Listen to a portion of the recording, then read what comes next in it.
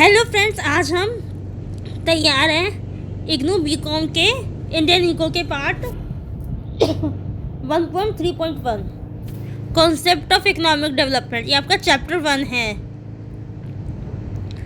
अब आपको सबसे पहले देखना है कौन इकोनॉमिक डेवलपमेंट को हम किन किन फैक्टर्स से नापते हैं, किन किन फीचर्स से नापते हैं, किन किन रूब्रिक्स से नापते हैं, या पॉइंट्स क्या क्या हैं, इंडिकेटर्स क्या क्या हैं कि इकोनॉमिक डेवलपमेंट के क्या क्या है। ये मैं आपको क्वेश्चंस बता रही हूँ कहाँ किस किस रूप से आ सकता है। देखो, अब डेवलपमेंट एंड अंडर डेवलपमेंट, किससे हम डेवलप कंट्री मानेंगे, किससे हम अंडर डेवलपमेंट मानेंगे, किस सेक्टर को हम डेवलप मानेंगे, किस सेक्टर को अंडर डेवलप मानेंगे। The Indian economy like every other economy perform 3 vital functions, that is production, consumption and growth. हमारी इकोनॉमी, इंडिया की इकोनॉमी भी और इकोनॉमी की तरह 3 फंक्शंस करती है, production, consumption and growth. It produces different types of goods and services. वो different types of goods and services produce करती है। It enables its people to buy and consume them. While USA, Sweden, West Germany, Japan etcetera are developed economies with technologically advanced agriculture, industry, transport, communication system. The Indian economy has been struggling to become a developed economy. जो हमारी USA की country है वो develop country है और हमारी country under develop country है, या हम कह सकते हैं डेवलपिंग कंट्री है। इंडिया में इतनी टेक्नोलॉजिकली एडवांसमेंट नहीं है जितनी यूएसए में है, वेस्ट जर्मनी, स्वीडन वगैरह में है। Economist world over have indicated certain features of under development. Economist ने इंडिया में अंडर डेवलपमेंट के फीचर्स क्या क्या बताए हैं। इकोनॉमिक डेवलपमेंट में भी defined as a process by which are traditional society employing primitive techniques and capable of sustaining only a low level of income is transformed into a modern high technology high income economy. जहाँ traditional तरीके से काम हो रहा है, primitive तरीके से काम हो रहा है, जिसकी वजह से वो उतना अर्न नहीं कर पा रहे। सस्टेनेबल ग्रोथ तो हो रही है लेकिन वो लिमिटेड क्वांटिटी में ही ग्रोथ हो रही है और वो सिर्फ अपना जीवन का भरण पोषण करने के लिए ही कमा पा रहे हैं, अर्न कर पा रहे हैं, उससे ज़्यादा नहीं। जबकि अगर हाई टेक्नोलॉजी उसी सेम चीज़ के लिए आ जाए तो आप हाई इनकम अर्न कर सकते हो। Such a developed economy uses capital, skilled labour and scientific knowledge to produce variety of products for the market. अब ऐसे ही जो कंट्री के पास कैपिटल इन्वेस्टमेंट के लिए ज़्यादा है, स्किल्ड लेबर है, साइंटिफिक नॉलेज है, बहुत सारे प्रोडक्ट्स को प्रोड्यूस करने के लिए, वो हमारे डेवलप्ड इकोनॉमी होती है। Capital, goods and human capital and relevant scientific knowledge play a major role for the development of an economy. ये आपको 3 पॉइंट्स बताए कि आपको डेवलपमेंट और अंडर डेवलपमेंट इकोनॉमी के बारे में अगर देखना है तो आप 3 चीज़ों से देखो, टेक्नोलॉजी, कैपिटल, स्किल्ड लेबर, बस ये 3 चीज़ें हैं। द अंडर डेवलप्ड कंट्रीज़, अब जो कंट्री में अंडर डेवलपमेंट है उन्हें दिक्कतें भी होंगी, जैसे कि उन्हें पॉवर्टी देखनी पड़ेगी, गरीबी देखनी पड़ेगी, high and rising burden of unemployment ज़्यादा होगा, इनकम डिस्ट्रीब्यूशन में इनइक्वालिटीज़ होंगी, low and stagnant agricultural productivity, agriculture भी इतना अच्छा नहीं होगा, sizeable gap between urban and rural levels of living, urban और रूरल का गैप बहुत ज़्यादा होगा, लैक ऑफ एडिक्वेट एजुकेशन इतनी अच्छी नहीं होगी, हेल्थ एंड हाउसिंग फैसिलिटीज़ इतनी अच्छी नहीं होंगी, dependence on foreign and often inappropriate technologies, and more or less stagnant occupational structure. और ऑक्यूपेशनल स्ट्रक्चर भी इतना अच्छा नहीं होगा। Some of the features of under developed economy are as follows, जैसे लो पर कैपिटल इनकम। अब पर capital income को किसे कहते हैं? जो हमारी पूरी कंट्री में इनकम जनरेट करी है किसी भी नॉर्मल रेजिडेंट ऑफ इंडिया के पर्सन ने, या फिर जो हमें फॉरेन ट्रांसफ़र आए हैं अब्रॉड से हमारी डोमेस्टिक टेरिटरी पर, अगर हम उसको टोटल पॉपुलेशन ऑफ इंडिया से डिवाइड कर दें तो हमारी पर कैपिटल इनकम निकलेगी। एक पर्सन की इनकम क्या होनी चाहिए?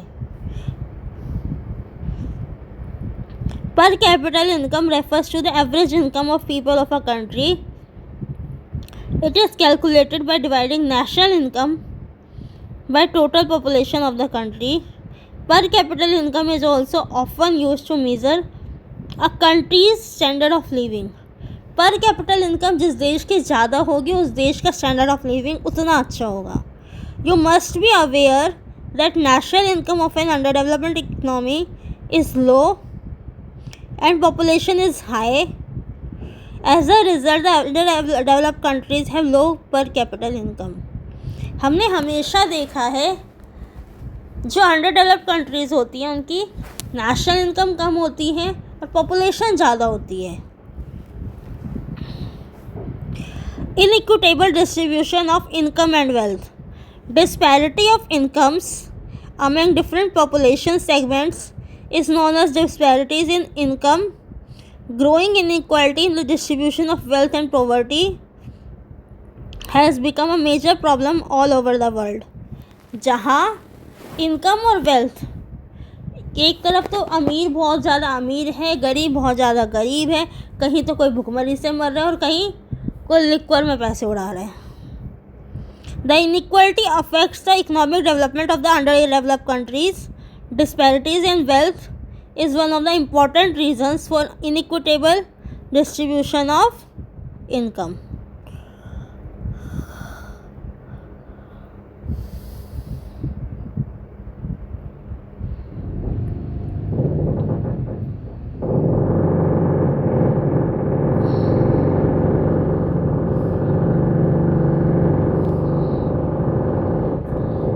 Third point, heavy dependence on agriculture. हम लोग पहले पढ़ते थे कि हमारी जो 70% पॉपुलेशन है वो एग्रीकल्चर पे डिपेंडेंट है आज भी इंडिया की, और हमारी कंट्री भी अनडेवलप्ड कंट्री में ही आती है। जब हम एग्रीकल्चर पे ज़्यादा डिपेंडेंट होते हैं तो हमारे प्रोडक्ट की स्पॉइल होने की चांसेस ज़्यादा होते हैं। A large portion of population is dependent on agriculture in underdeveloped countries. The natural calamities adversely affect the agriculture. As a result, the farmers get less output from agriculture. These days, the contribution of agriculture to the GDP of underdeveloped countries has been rapidly declining.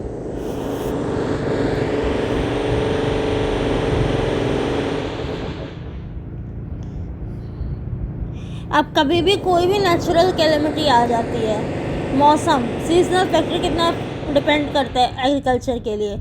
कभी बारिश ज़्यादा हो रही है, कभी कम हो रही है, कभी धूप सही है, कभी धूप कम है, कभी सर्दियाँ ज़्यादा हैं, कभी कम हैं, और कभी बाढ़ आ रही है, कभी सूखा पड़ रहा है।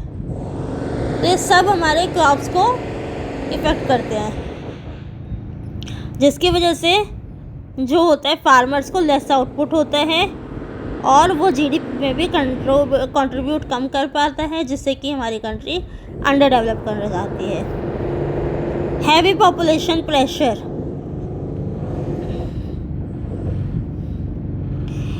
अगर पॉपुलेशन ज़्यादा होती है तो गवर्नमेंट को भी चाहिए होते हैं ज़्यादा पैसे इन्वेस्ट करने के लिए, पब्लिक सर्विसेज प्रोवाइड करने के लिए।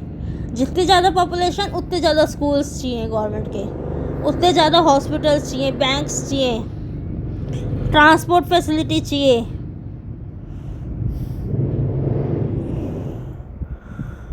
और ह्यूमन रिसोर्सेज को ह्यूमन कैपिटल बनाने के लिए टीचर्स चाहिए। Unemployment and underemployment.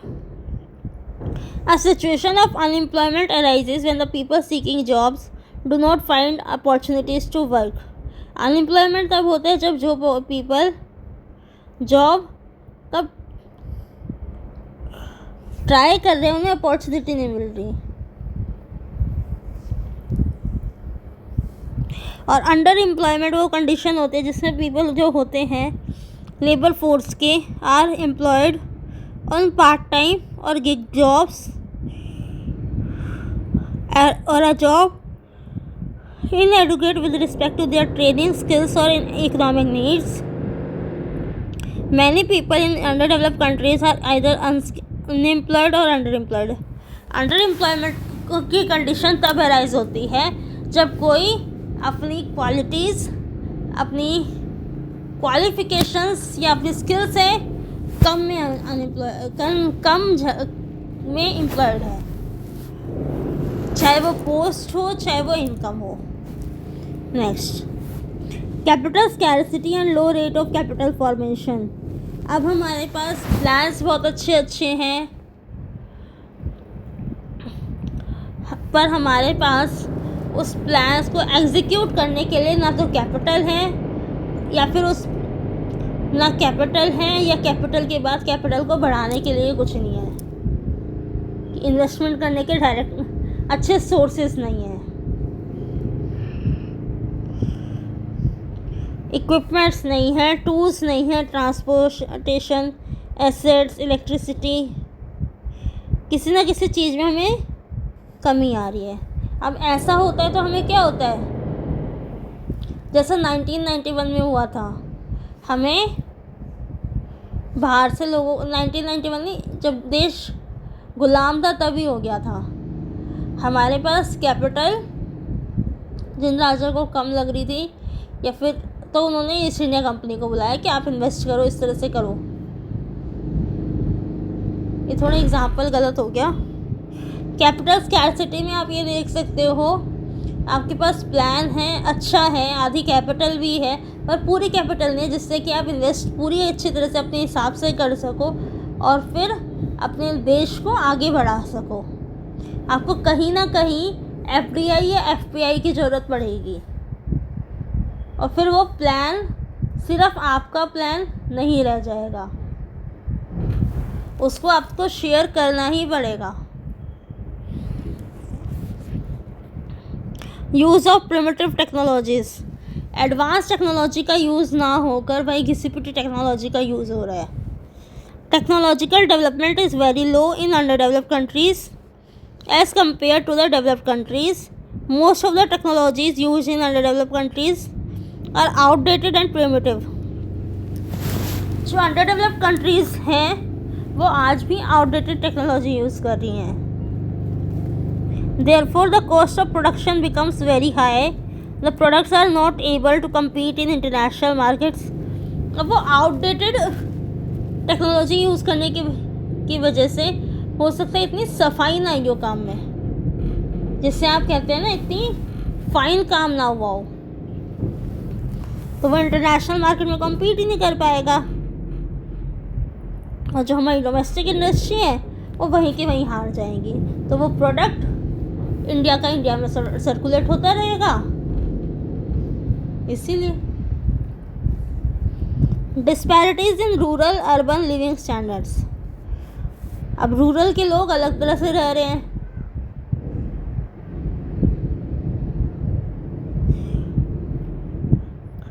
Come income, come consumption, सिर्फ एग्रीकल्चर पर डिपेंडेंट, ना बेटर एजुकेशन, बेटर हेल्थ नहीं, ट्रांसपोर्ट फंक्शंस अच्छे नहीं, ना better facilities, better sanitation facilities. ये सब चीज़ें रूरल में कम हैं, अर्बन में ज़्यादा हैं.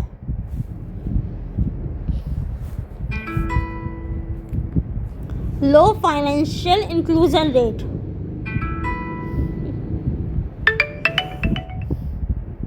The lower strata of the society, particularly in rural areas, is less financially inclusive in underdeveloped countries. Financially inclusion means access to people to useful and affordable financial products such as banking services, insurance, etc. The less financial inclusion rate reduces the number of opportunities for growth.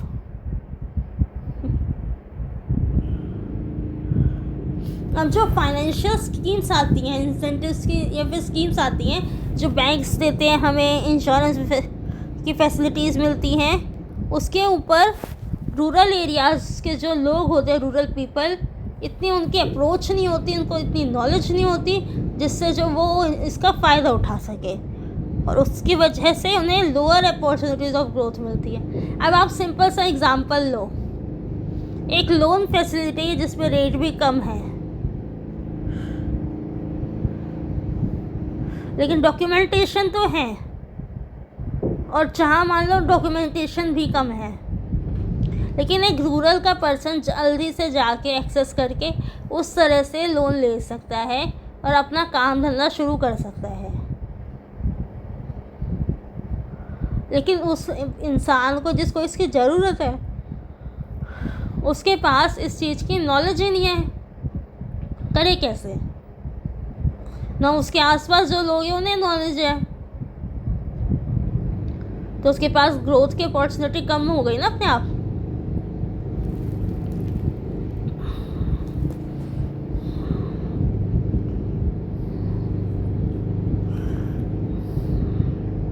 Next, a developing economy. After independence, the government took a keen interest in the economy, which was given a big push through the sector enterprises and the core sectors. अब जब हम independent हो गए तो हमने economy को develop करने के लिए बहुत ज़ोरदार प्रयास करे. As a result, per capital income has been rising although not steadily. The dominance of agriculture is gradually reducing. The secondary and tertiary sectors are slowly expanding. जब हमने इंडिपेंडेंस के बाद 1991 के बाद 1947 के बाद हमने अपनी पर कैपिटल इनकम को बढ़ाने के लिए काफ़ी स्टेप्स उठाए, जिससे कि हमारी पर कैपिटल इनकम बढ़ने लगी, एग्रीकल्चर पर डिपेंडेंस कम होने लगी, सेकेंडरी टर्शियरी सेक्टर एक्सपेंड हो रहे हैं. In the last 70 years, the Indian economy has developed a large number of basic industries that produce capital equipment and useful raw material. India is now in a position to maintain the growth of most of our industries by the domestic production of capital goods, supplemented with only marginal imports. India has also built a large number of canals and storage works. अब India ने canals, नहरें बनवा दी हैं, where houses बनवा दिए हैं, power plants लगवा दिए हैं, रेलवे लाइंस बनवा दिए हैं, टेलीकम्युनिकेशन सिस्टम डेवलप हुआ है, और भी आउटसोर्सिंग का सिस्टम शुरू हुआ है, बिजनेस प्रोसेस आउटसोर्सिंग का. इंश्योरेंस, बैंकिंग की फैसिलिटीज़ एक्सपेंड हुई हैं. अब इकोनॉमिक ग्रोथ को आप किससे नापोगे? The basic aim of economic policy of the government of India has been to remove poverty and create means for better standard of living of the people. This aim can be achieved through rapid economic growth.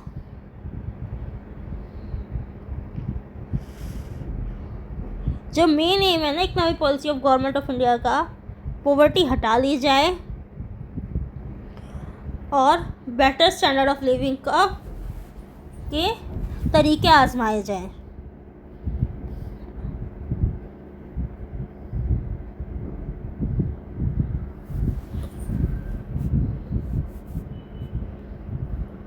This aim can be achieved through rapid economic growth.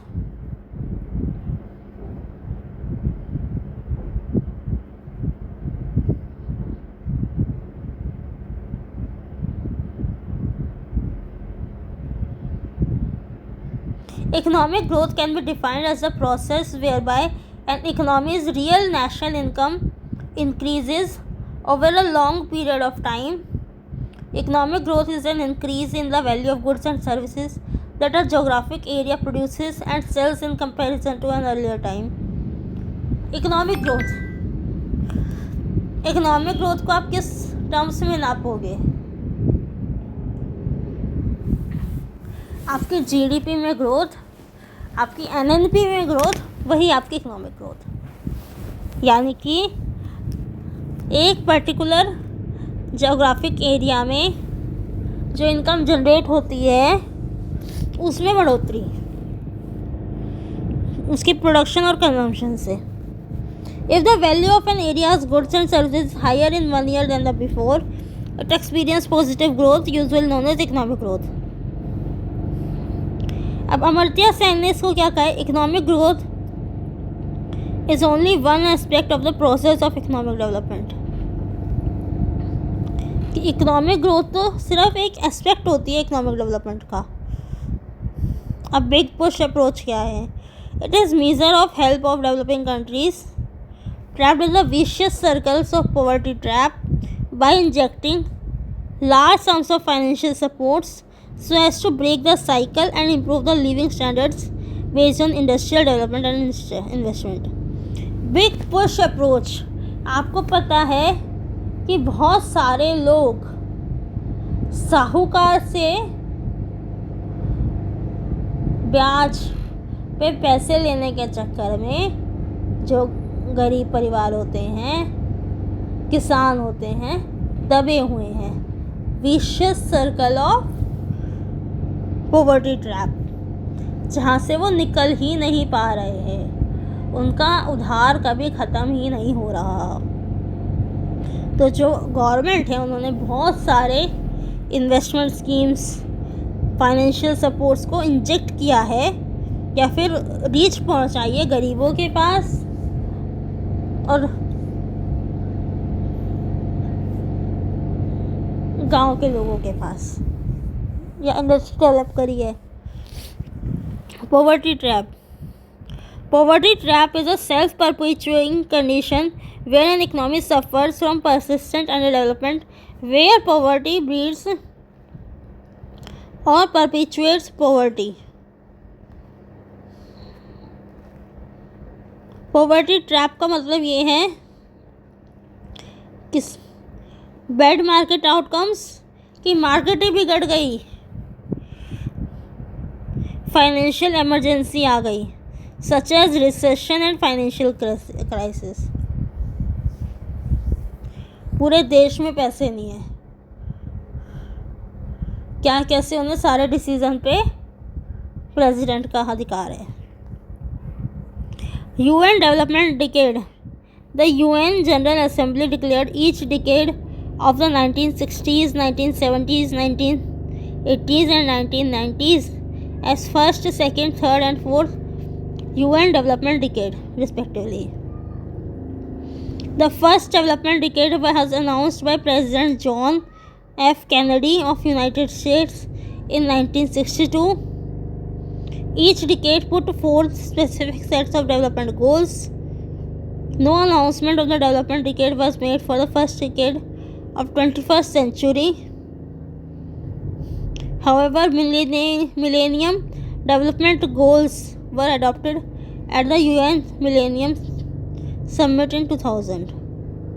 एक summit हुई थी कि हमारे main goals क्या होने हैं जिससे हम इकोनॉमिक डेवलपमेंट को मानेंगे, जो हमें बेसिक नेसेसिटीज़ है लाइफ की, इसमें उनको इंक्लूड किया गया था 2000 में जो अभी समिट हुई थी। Sustainable development,